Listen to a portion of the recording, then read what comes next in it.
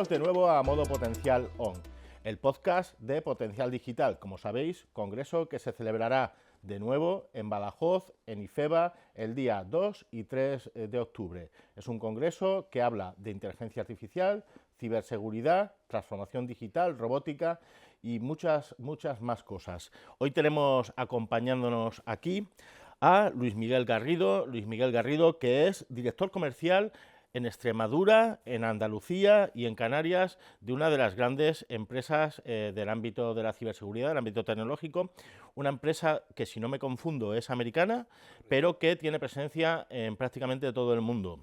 Así que bueno, Fortinet como empresa del sector de la ciberseguridad no se podía perder Potencial Digital de nuevo este año, y Luis Miguel ha venido hoy desde muy lejos a acompañarnos en este podcast y a contestarnos a una serie de preguntas. Siéntete cómodo, Luis Miguel, va a ser un momento de relax en el cual vamos a mantener una conversación distendida sobre lo que es la ciberseguridad, y también hablaremos de Fortinet y de lo que va a ser Potencial Digital.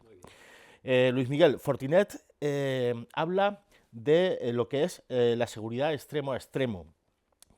Esto para los que son pues neófitos en la materia de la ciberseguridad a lo mejor no entienden muy bien de qué se trata, porque extremo a extremo puede significar muchas cosas, pero ¿qué significa la seguridad extremo a extremo en el argot tecnológico?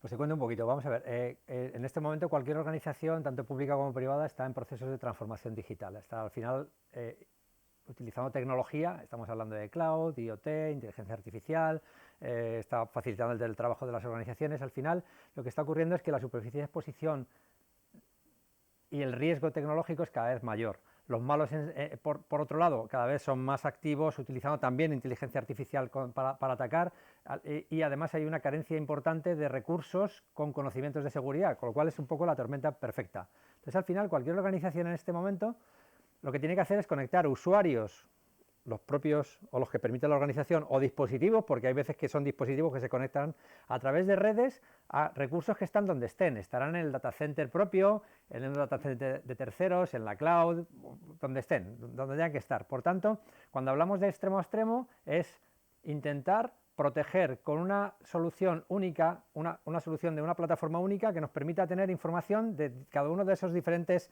puntos, tanto de la identidad de los usuarios que se conectan, como de las redes. Las redes, hay que entender la red como un entorno de redes LAN, es decir, a través de switches, de redes Wi-Fi, de redes 3G, 4G, 5G, de conectividad LTE, de conectividad FTTO, FTTH, es decir, cualquier tipo de red. Por tanto, lo que estamos intentando siempre es protegiendo los diferentes vectores de ataque que tiene una organización. Y principalmente, hablando de eso, estamos hablando del principal vector de ataque suele ser el correo electrónico. Por tanto, es un punto de ese extremo a extremo que tienes que proteger. El otro punto también es la red.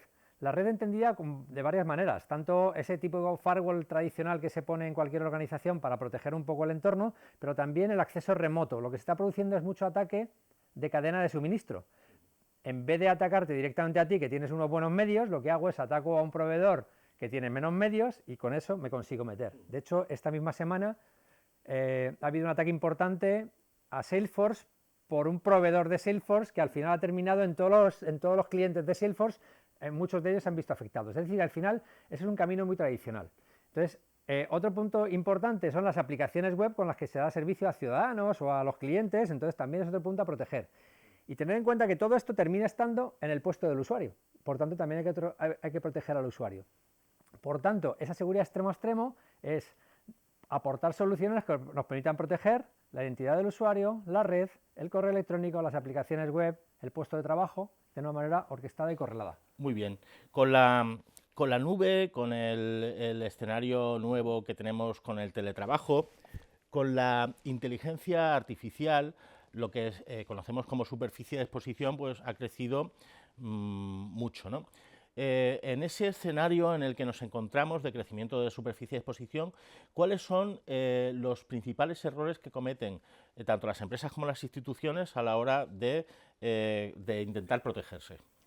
Bien, yo creo que más que errores, al final la seguridad es un ciclo, es un proceso y un ciclo de mejora continua. Entonces las organizaciones al final lo que van haciendo es intentando proteger estos vectores de ataque que te comentaba, protegiendo la red. Casi todo el mundo tiene un firewall o tiene una doble barra de firewall, protege el correo electrónico, protege con un antivirus tradicionalmente el puesto de trabajo, pero eso ya se ha quedado un poco corto.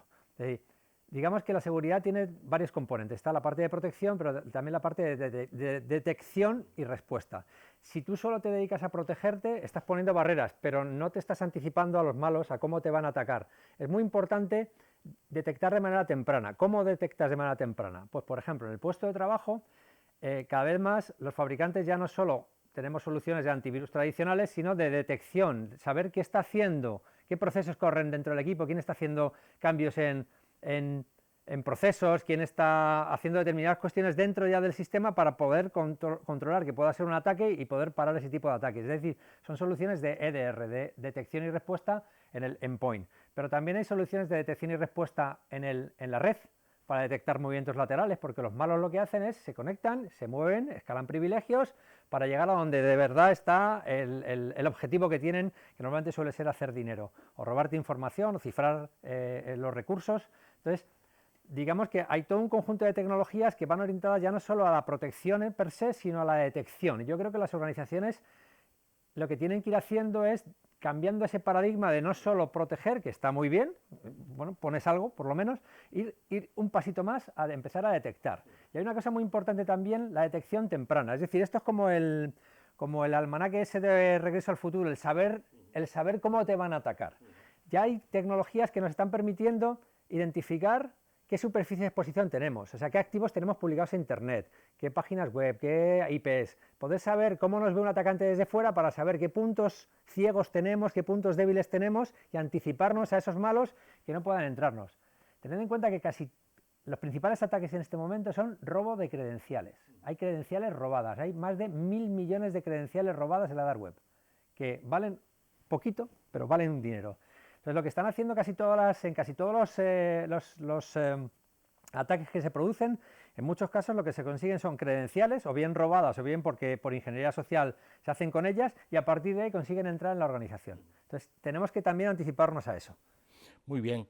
Desde vuestra larga experiencia, desde la experiencia de Fortinet o Forti, como le solemos llamar, ¿qué diferencia a una organización que ante un ciberataque colapsa a una que es capaz de aguantar ese ciberataque? Mira, como te decía, yo creo que hay varias cosas en ese campo. Primero, hay muchas organizaciones que ni siquiera tienen un plan de respuesta ante incidentes. Si un día tienes un problema, vamos a ver, en este momento, y se está viendo que prácticamente todas las organizaciones son atacadas de una manera o de otra. O sea, estamos viendo en prensa constantemente un montón de ataques. Si tú tienes un ataque y no sabes cómo responder a ese ataque, qué procesos tienes que correr, a quién hay que avisar, qué hay que hacer, tienes un grave problema. Por tanto, es importante que las organizaciones, y las que responden bien, suelen tener procedimientos ya adecuados de respuesta. El que no tiene un procedimiento va a tener dos problemas, el ataque y el responder al ataque, que tienes una situación ahí. Y sobre todo, aquellas organizaciones que están dando ese paso a ir un poco más allá, de poner esos sistemas de detección temprana, son los que van a estar más preparados para poder detectar. Lo importante en este momento ya no es hablar de malware, te van a atacar sí o sí. Lo importante es cuánto tiempo tardas en detectarlo. Cuanto menos tardes en detectar el ataque y antes respondas, menor impacto va a haber, tanto reputacional como impacto en tus sistemas, como impacto en el negocio. Es decir, al final esto es prepararse para ser atacados. Aquí entiendo yo que la inteligencia artificial también formará una parte importante de lo que estamos hablando, porque sabemos que en los últimos años ha habido un desarrollo amplísimo en el uso de la inteligencia artificial. Los malos la están utilizando Tanto por lo bueno como y por lo malo. los buenos nos vemos obligados también a utilizarla para defendernos. ¿Cómo está cambiando la inteligencia artificial la forma de defenderse y de protegerse de los atacantes? La inteligencia artificial, hay que entender que en la inteligencia artificial hay diferentes tipos de inteligencias artificiales. Una de ellas son las redes neuronales, lo que es la inteligencia de aprender, modelos de aprendizaje. Estos modelos de aprendizaje, los diferentes fabricantes, y nosotros lo llevamos implantando ya aproximadamente unos 8 años, nos permiten, con todos los logs que recibimos, tener en cuenta que nosotros, como fabricante mundial, tenemos más del 65% de los firewalls del mundo. Por tanto, recibimos mucha información de lo que está ocurriendo a nivel mundial. Toda esta información son logs que se meten en un sistema, evidentemente, desde hace ya, como digo, 10, 12 años, son sistemas de redes neuronales, aprendizaje, que lo que hacen es correlar toda esa información y ser muy rápidos en ofrecer respuestas para responder. Y luego hay una parte de inteligencia artificial generativa. La generativa va asociada a cómo ayudo yo ante una situación determinada, cómo macheo contra problemas que pueda haber y tratar de ser mucho más eficientes y mucho más rápidos en la respuesta.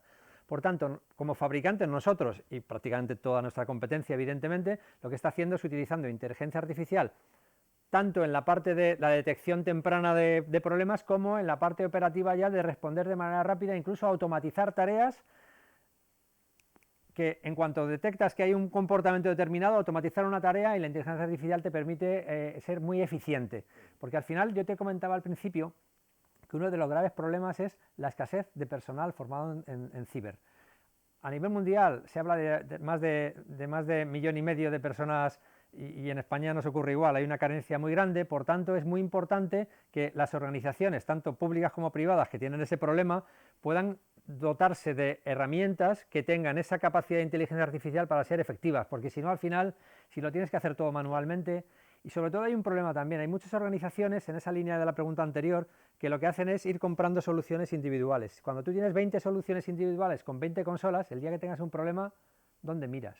No tienes información correlada. Entonces, lo importante de todo esto es tratar de tener sistemas, pocas plataformas, no una sola, puede ser de varios fabricantes, poder tener 2 o 3 plataformas que estén cambiando información entre ellas, que se alimenten. Yo llevo diciendo como aproximadamente unos 12 años, la primera vez que lo conté en un evento se quedó la gente mirándome muy sorprendido, lo que dije, los fabricantes tenemos que colaborar y alimentarnos y relacionarnos entre nosotros. Y tenía allí a varios de mi competencia que decían, bueno, eso no va a ocurrir nunca, eso es fundamental. Porque al final lo que tenemos que hacer los fabricantes es ayudar a nuestros clientes a que estén protegidos. Entonces, o nos ponemos de acuerdo entre nosotros y ya estamos con alianzas entre fabricantes, múltiples fabricantes del mercado, compartiendo inteligencia de seguridad, compartiendo IoCs, compartiendo todo esto que nos va a permitir, bueno, en la medida de lo posible, que los malos no sigan campando por sus respetos, porque la verdad es que tienen muchas armas y mucho dinero para ello. Fortinet no solo protege a empresas o grandes corporaciones, sino que también se dedica a proteger a administraciones públicas, a instituciones, ¿no? ¿Qué desafíos tiene el proteger a administraciones públicas, a instituciones? ¿Cómo cambia la forma de trabajar cuando estamos hablando de administraciones públicas? Realmente la problemática final es muy similar, porque al final son sistemas de información muy similares, hay trabajadores in situ, hay trabajadores remotos, hay correo electrónico, hay lo mismo que en cualquier otro entorno. El problema de la administración pública viene por varios caminos. Uno, la carencia de personal probablemente es mucho mayor. O sea, hay una limitación bastante grande, luego la forma de contratación también genera, la contratación del Estado también genera unos ciertos tiempos, unas ciertas formas de plantearlo que también genera algunas ineficiencias, pero yo creo que la administración pública lleva tiempo con el Esquema Nacional de Seguridad, con la inclusión en el catálogo de la guía STIC 105, de productos reconocidos, está dando pasos importantes. Y yo creo que lo que están haciendo es, siguen por el camino de la protección en muchos casos, tratando de buscar esa convergencia muy grande de soluciones, que está funcionando francamente bien, pero sobre todo están yendo mucho a conceptos también de luego contratación de servicios de SOC que permita operar toda esa capa de seguridad, porque realmente los funcionarios, no hay funcionarios, hay algunos funcionarios evidentemente, pero no hay la suficiente cantidad de ellos como para operar todo este tipo de cosas y con garantías. Por tanto, están habiendo mucho concurso de SOC, como el que está licitado en este momento por parte de la Junta de Extremadura, o los que se van licitando por diferentes organizaciones, y son formas de apoyar esa falta de personal, pero bueno, al final lo que ocurre es que hay que ser ágiles en la contratación del Estado, el tema de los temas de los SDAs, de los sistemas dinámicos de adquisición, también están ayudando un poco. Los acuerdos con organizaciones públicas nos permiten pues, tener grandes referencias. Nosotros estamos dando ahora mismo una gran parte de la seguridad de la Administración General del Estado, pero trabajando desde el año 2007 con la Junta de Extremadura, trabajando con la Junta de Andalucía, con todas las grandes comunidades en España, estamos trabajando codo con codo en las soluciones, pues evidentemente son soluciones complejas que hay que interfasear a varios fabricantes, pero trabajando codo con todas ellas y de una manera muy... Desde fuera del mundo de la ciberseguridad, parece que o le resulta a la gente como algo excesivamente técnico, desconocido, pero es muy importante que exista una conciencia, sobre todo cuando estamos hablando de grandes directivos, de corporaciones o quienes toman las decisiones también en las administraciones públicas. ¿Cómo se consigue transmitir la importancia de la ciberseguridad a un directivo que no sabe nada sobre tecnología? En muchas ocasiones no sabe nada o sabe poco sobre tecnología. Yo llevo ya en seguridad 25 años y al principio era una labor ingente e imposible prácticamente. No, la seguridad se veía como un coste y no había. Yo creo que el hecho de incidentes como el WannaCry hace ya unos años ahí en Telefónica y todos los incidentes que van saliendo y que se van publicando en prensa han hecho que ya los comités de dirección ya tengan la seguridad como un elemento fundamental. En casi todas las grandes organizaciones hay no solo un DPO, que es obligatorio por ley, pero hay un responsable de seguridad. O sea, digamos que ha cambiado tanto el panorama en cuanto a amenazas y el impacto de las amenazas, que ha hecho que los consejos de dirección y la dirección sean mucho más permeables y sensibles en este momento, porque la seguridad, dado lo que planteaba al principio, esa transformación digital ha hecho que todos los negocios principalmente, o en parte importante, se están basando en tecnologías web, en sistemas de información que como te los hackeen, como te los ataquen, como te roben la información, como te hagan un ransomware y te cifren la información, tienes un gravísimo problema y a lo mejor tu organización puede tener un parón de meses hasta que vuelva a funcionar. Por tanto, en este momento, afortunadamente para los que nos dedicamos a la seguridad, yo creo que eso ha quedado un poquitín en el pasado. Evidentemente, muy probablemente hay que invertir algo más en seguridad, en los presupuestos que tengan las organizaciones, tanto públicas como privadas, pero yo creo que ha cambiado radicalmente y ahora mismo sí está arriba en los comités de dirección y en los board una preocupación enorme sobre la ciberseguridad. Para continuar, Luis Miguel, se habla mucho de Zero Trust, pero es un concepto el cual sigue siendo utópico. ¿Lo pueden aplicar de verdad las empresas o sigue siendo una aspiración de cara al futuro?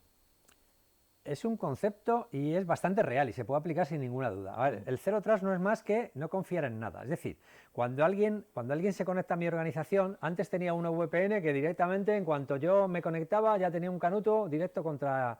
Entonces, el Zero Trust consiste en, yo no confío en nadie.